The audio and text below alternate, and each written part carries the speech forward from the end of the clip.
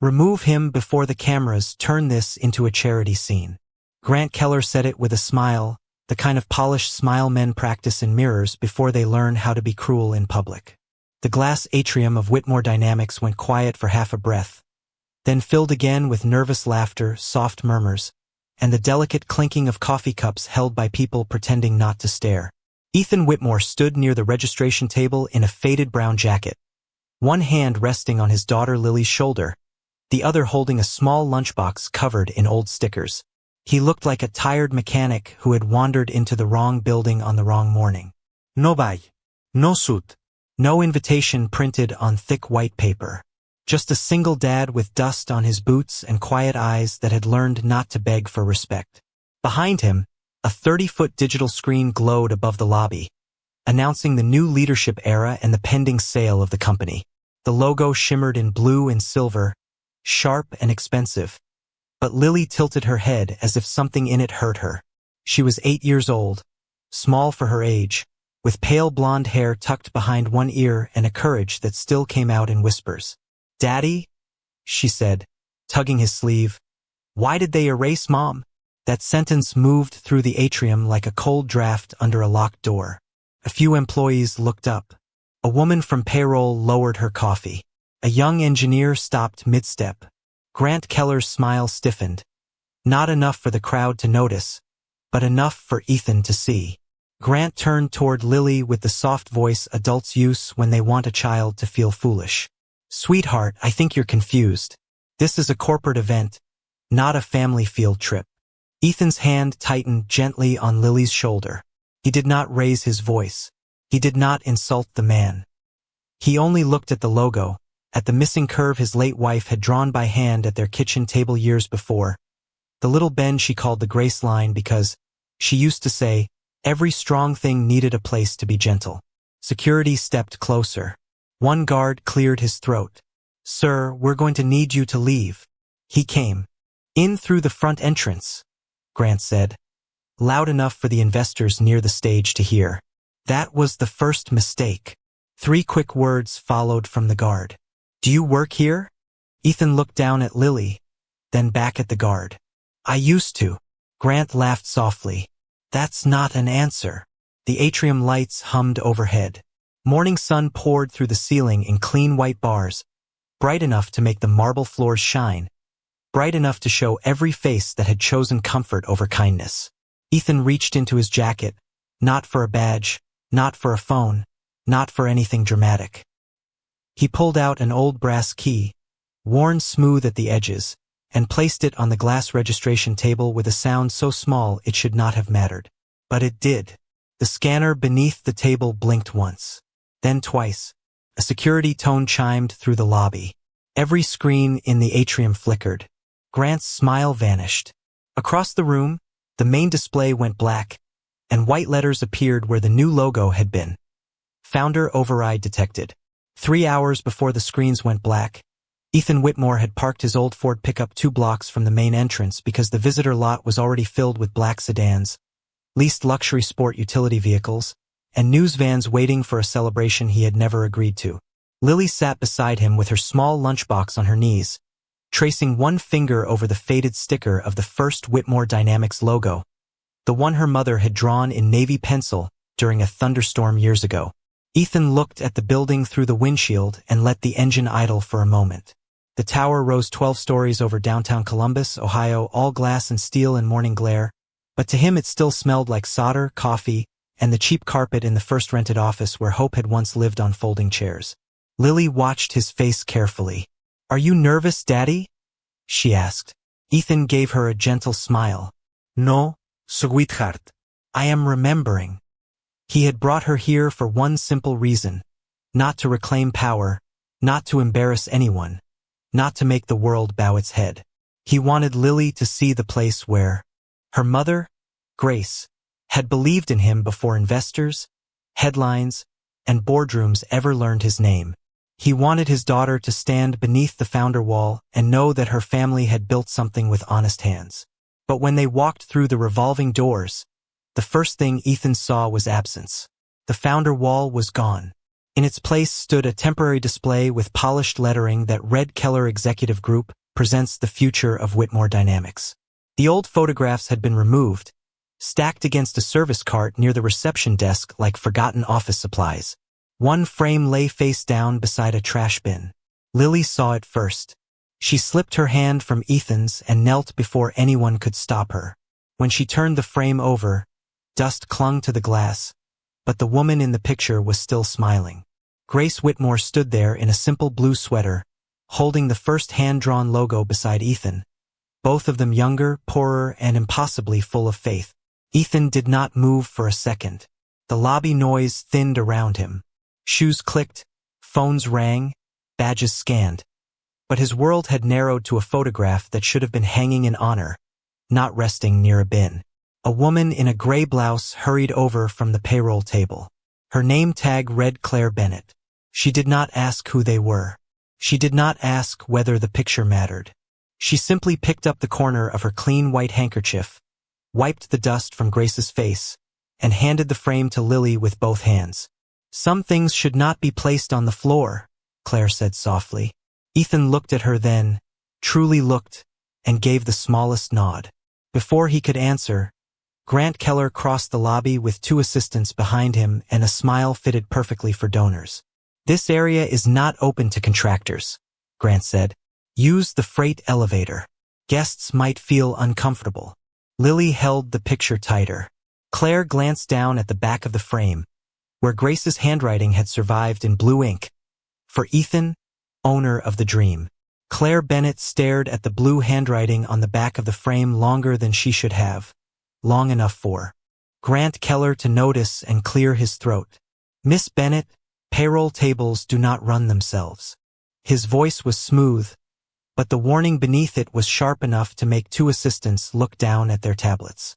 Claire turned the frame carefully so Lily could hold it against her chest, then stepped back to her station.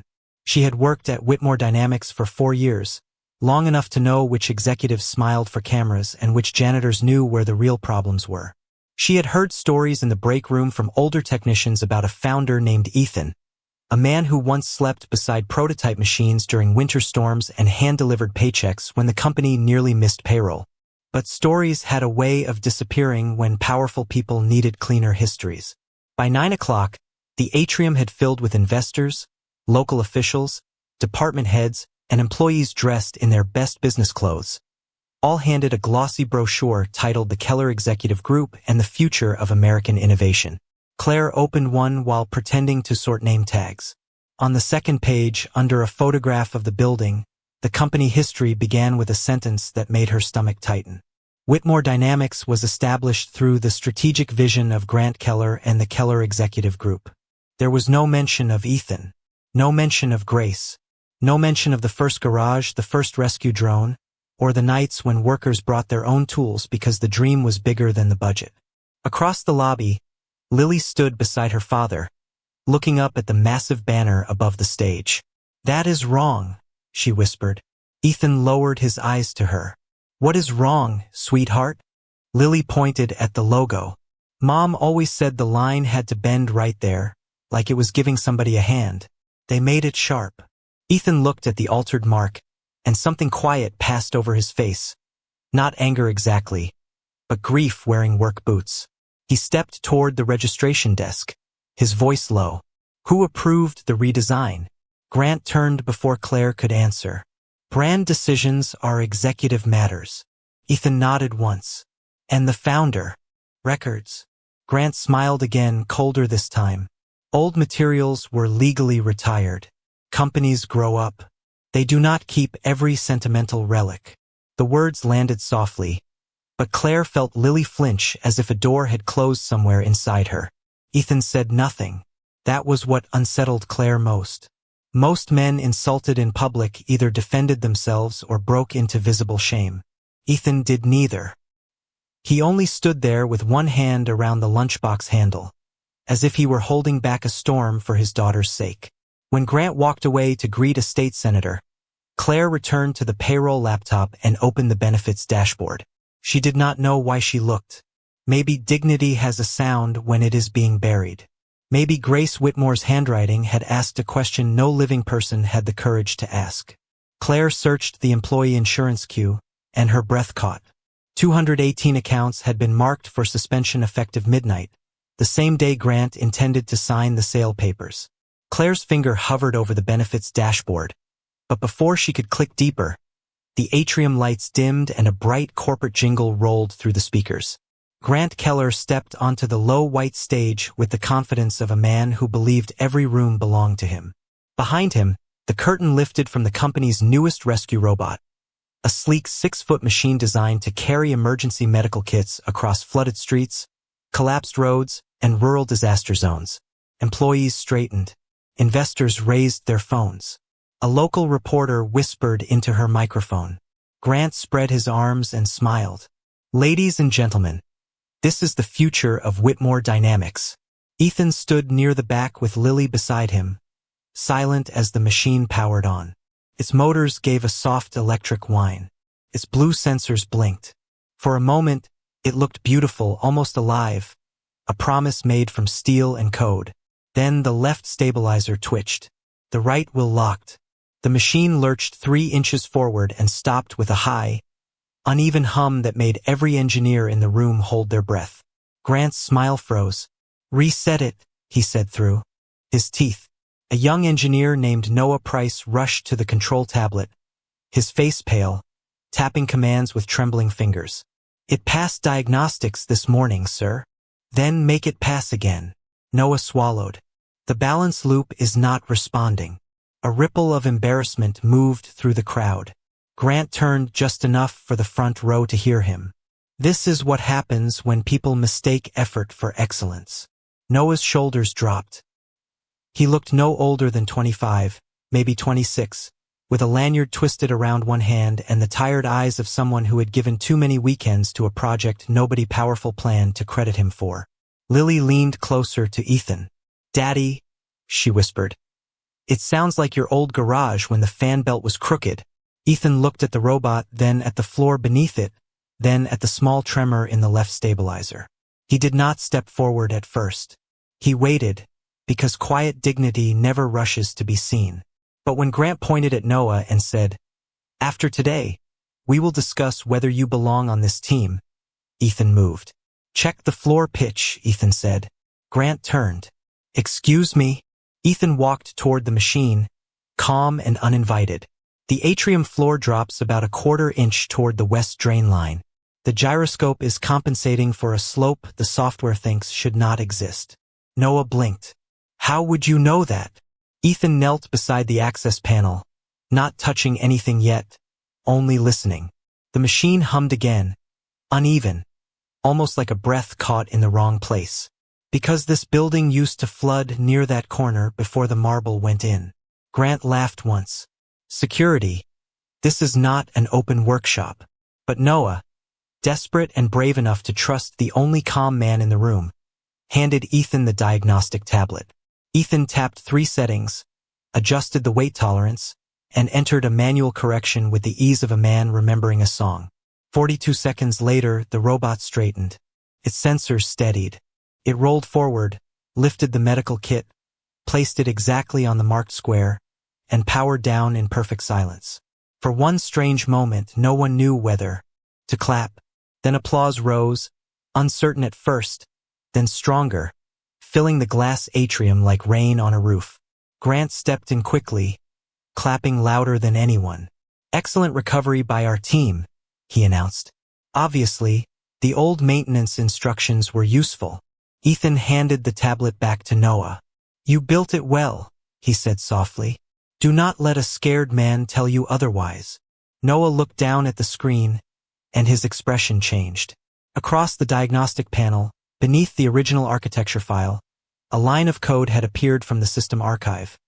Designed by E. Whitmore, founder build 001. Noah Price kept staring at the tablet as if the name on the screen had opened a door the whole building had been pretending was only a wall. Designed by E. Whitmore, founder build 001. The words sat there, clean and undeniable, while Grant Keller moved quickly across the stage, smiling too hard, talking too loudly, trying to fold the miracle back into the speech he had prepared. Legacy code, he said with a light laugh. Old systems sometimes carry old labels. Nothing mysterious. But Claire Bennett was no longer listening to the speech.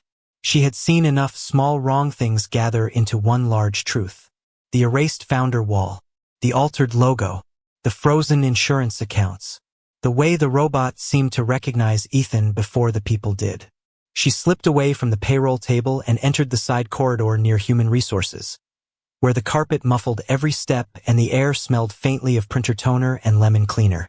Her hands were steady, but her heart was not. At her desk, she opened the executive archive, then the security access logs, then the restricted payroll audit file she had been told never to touch without written approval. A red warning box appeared. Unauthorized review may result in termination. Claire looked through the glass wall toward the atrium, where Lily stood beside her father holding Grace Whitmore's photograph like a candle in a dark room. Claire clicked continue. The first file showed employee benefits scheduled for suspension at midnight. The second showed resignation packets prepared for 218 workers, most of them technicians, warehouse staff, and maintenance crews with families on company medical plans. The third file made Claire sit back very slowly. It was an access log from the night Grace Whitmore died in a late winter accident on the company's old testing grounds. At 2:13 in the morning, Grant Keller's executive badge had entered the server room. At 2:14, the security camera archive paused. 2:21, it resumed. 7 minutes missing. 7 clean minutes carved out of a night that had broken a family and handed a company to men who knew how to sound respectable. Miss Bennett. The voice behind her made her freeze. Denise Palmer from Human Resources stood in the doorway with her arms folded and a legal assistant at her side. You are accessing files above your clearance. Claire closed none of the windows. Why are 218 people losing health coverage tonight? Denise's expression tightened. That is not your concern. It is payroll. It is executive restructuring. It is families. The legal assistant stepped forward. Close the laptop. Claire looked at the screen, then at the photograph still visible through the glass. Quiet dignity, she realized, was not always silence. Sometimes it was choosing the cost of telling the truth. Before she could decide what to do next, Lily appeared in the hallway holding her lunchbox with both hands. Miss Claire, she whispered. My mom said this was for someone kind. Inside was the first logo sketch, folded around an old phone number. When Claire called, an elderly man answered after one ring and said, If Ethan is alive, tell him the trust was never transferred. The old lawyer's words did not sound dramatic. They sounded tired, careful, and heavy with years of waiting. Claire held the phone against her ear while the Human Resources doorway stood frozen behind her. Denise Palmer pale with irritation, the legal assistant suddenly less certain. My name is Walter Hensley, the man continued. I served Grace and Ethan Whitmore for almost 15 years. If you were standing inside that building, listen closely. Ethan never sold controlling interest. After Grace passed, he stepped away to raise his daughter, but the Whitmore family trust remained intact. Anyone saying otherwise is either mistaken or afraid of paper. Claire looked through the glass toward the atrium, where Grant Keller was back at the microphone, feeding the crowd polished lines about progress, efficiency, and bold new stewardship. His voice filled the lobby like expensive paint over rotten wood. Can you prove it? Claire asked. Walter breathed once, slowly. I already have. I am 10 minutes away with the sealed trust documents, the original board minutes, and something Grace left with me before the accident. Claire's fingers tightened around the phone. What did she leave? A pause. The reason they wanted her gone from the company records. Claire lowered the phone as Ethan appeared at the end of the hallway with Lily beside him. He had followed the trace of his daughter's lunchbox, but when he saw the old sketch on Claire's desk, his steps slowed. The paper was yellowed at the edges, folded along the same creases Grace had made by hand. The logo was simple, imperfect, alive. A line bent outward like an open palm. Beneath it, in Grace's neat handwriting, were 5 words. Build something that sees people. Ethan reached for the paper, but stopped just before touching it. as if grief had a boundary only love understood. Lily watched him with worried eyes. "Daddy, did Mom know?" Ethan swallowed, and when he spoke, his voice was quiet enough that Claire had to lean closer. "Your mother knew more than I did." The files on Claire's screen told the rest with cold precision. Grant had used Ethan's absence after Grace's death to call emergency board meetings, reclassify founder shares, and bury employee protections inside restructuring language no ordinary worker would read. He had turned compassion into a weakness, then built a ladder out of it. 218 families were not numbers to Ethan. They were faces. Men from the old machine shop who had sent flowers after Grace passed. Women from assembly who had brought casseroles when Lily was too small to understand loss. Drivers, technicians, cleaners, coders, parents. People who had kept the lights on when the dream was still fragile. "We need to stop the signing," Claire said. Ethan looked toward the atrium, where applause rose on command. "Not yet." Claire blinked. "Not yet. If I speak now, he will call it confusion. If Walter speaks now, he will call it a paperwork dispute. Let him say it in front of everyone. Let him show them who he is." At that moment, Denise's phone buzzed. She read the message, then looked at Ethan as though he had become dangerous simply by standing still. The memo on her screen read, "If the man with the child returns, detain him quietly." Denise Palmer lowered her phone, and for the first time since morning, her professional mask looked too thin for the truth pressing against it. Ethan read the message without asking to see it. Men like Grant Keller rarely trusted kindness, but they always trusted procedures, memos, locked doors, and people afraid of losing paychecks. Claire stepped between Ethan and the hallway as if one payroll clerk could hold back an entire executive floor. "They are going to try to remove you before Walter gets here," she said. "They have security by the west entrance, legal by the stage, and Grant is telling the board you are a former contractor with emotional issues." Lily looked up quickly. "Daddy, are we in trouble?" Ethan knelt before her, the old logo sketch folded in his hand.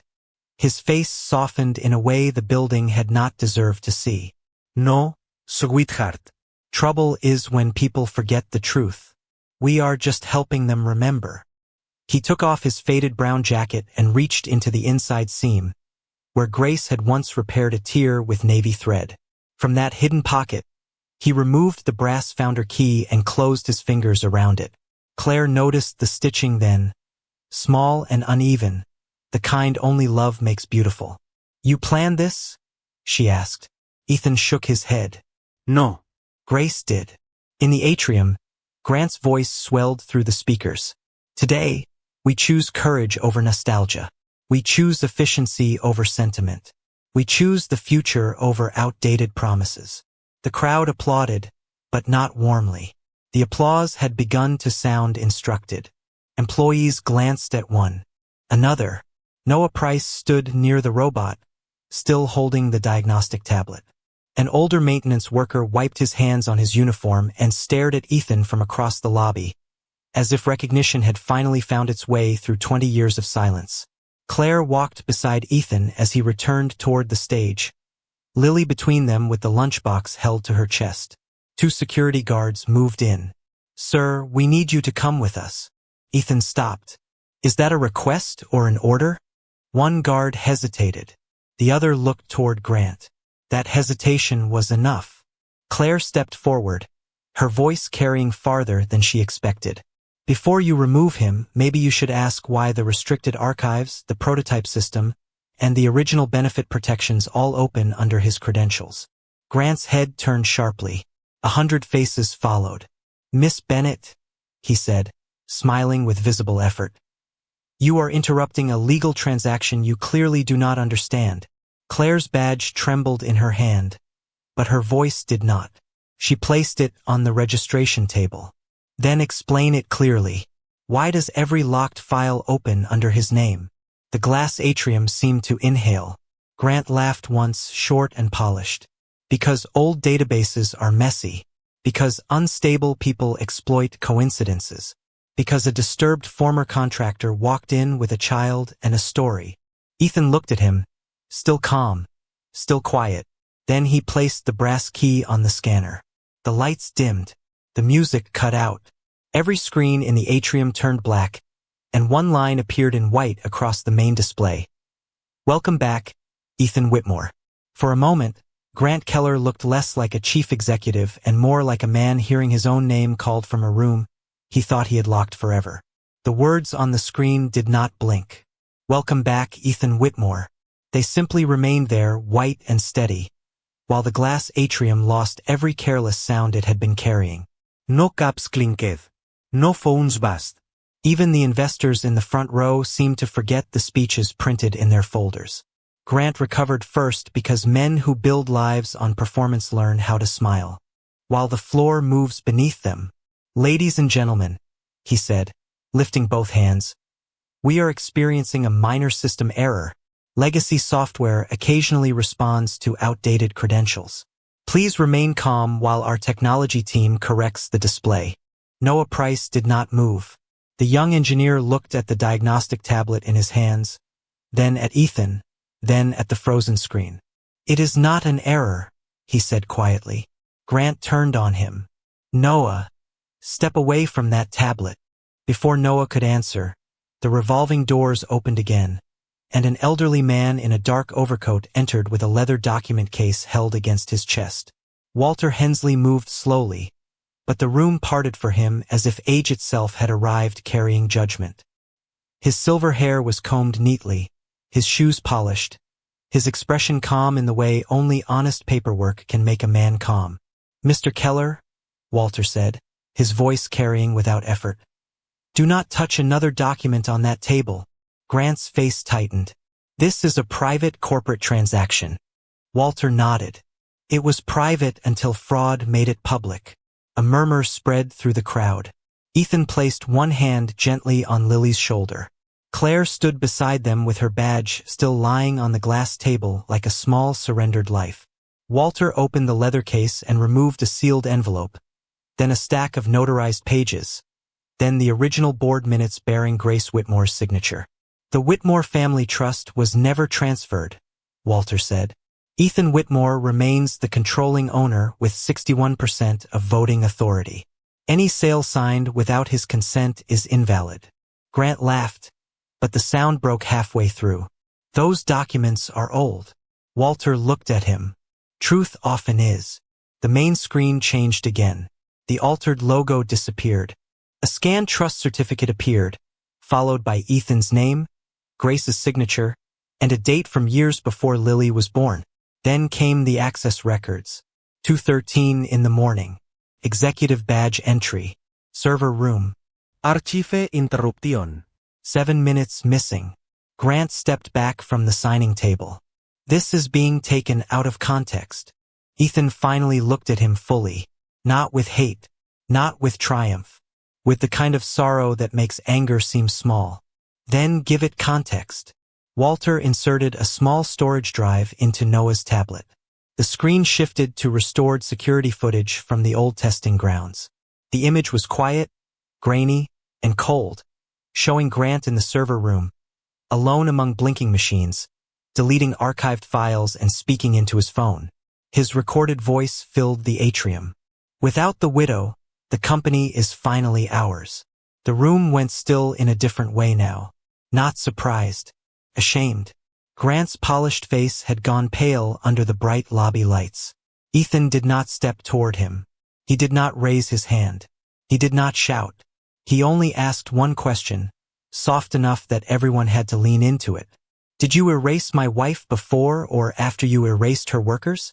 Grant Keller did not answer because some questions are not built for defense. They are built for mirrors. The atrium held its breath while the restored footage faded from the screen and left behind only the original Whitmore logo, the one Grace had drawn with the small bend in the line, the gentle curve Lily had called missing before anyone else had cared to look. Walter Hensley collected the trust documents with steady hands and turned to the board members seated near the signing table. "By authority of the controlling owner, this transaction is suspended immediately." One board member removed his glasses. Another closed the sale folder without a word. The investors who had arrived expecting applause now looked at the employees along the walls, at the technicians, assistants, janitors, drivers, programmers, and payroll clerks whose names had almost been turned into expenses on a spreadsheet. Grant tried one final smile. "This is a misunderstanding." Claire Bennett stepped forward, her voice quiet but clear. 218 benefit accounts were scheduled to be frozen tonight. That is not a misunderstanding. That is a choice. Noah Price lifted the diagnostic tablet. The prototype archive confirms it. An older maintenance worker raised his hand slowly. So do the repair logs he erased. One by one, not loudly, not angrily, people began standing with the truth. There was no chaos. No shouting. Only the soft, powerful sound of fear leaving ordinary people who had finally been seen. Walter notified the proper authorities, and the board voted to remove Grant from operational authority pending a full investigation. Security did not drag him away. They simply opened the side door and stood there, and for the first time all morning, Grant walked through an entrance he did not control. Ethan watched him go without celebration. Lily looked up at her father. "Are you happy now?" Ethan bent down and brushed a strand of hair from her face. "No, sweetheart. Happy is not the word. But I am grateful the truth came home." Then he stood before the company that had ignored him, the company his wife had loved, the company he had almost lost because grief had taught him silence before justice taught him timing. He asked for the sale papers to be shredded. He ordered every suspended benefit restored before 5 o'clock that afternoon. He requested that every worker affected by the hidden restructuring receive a personal apology, back pay where needed, and a written guarantee that no family would lose medical coverage because someone wanted a cleaner balance sheet. Claire thought he would take the founder office upstairs, the corner suite with the city view. Instead, he pointed to the empty founder wall. "Start there," he said. By sunset, the photographs came back. Grace Whitmore's frame returned to the center, cleaned and polished, with Lily's lunchbox resting on a small table beneath it. Claire was asked to lead a new office for employee dignity and ethics, not because she had a perfect resume, but because she had risked her job for people who might never know her name. Noah was given credit for the robot he helped build. The maintenance crew was invited to redesign the safety review process because Ethan said the people closest to the floor often saw what executives missed from above. When the original logo lit up again across the atrium, Lily slipped her small hand into Ethan's. The crowd did not clap at first. They simply stood in silence, humbled by the quiet grace of a man who could have humiliated them and chose restoration instead. Ethan looked at the workers, then at his daughter, and spoke with a calm that reached every corner of the glass room. This company was never built by owners. It was built by people who deserved to be seen. And in that silence, the building finally remembered its heart.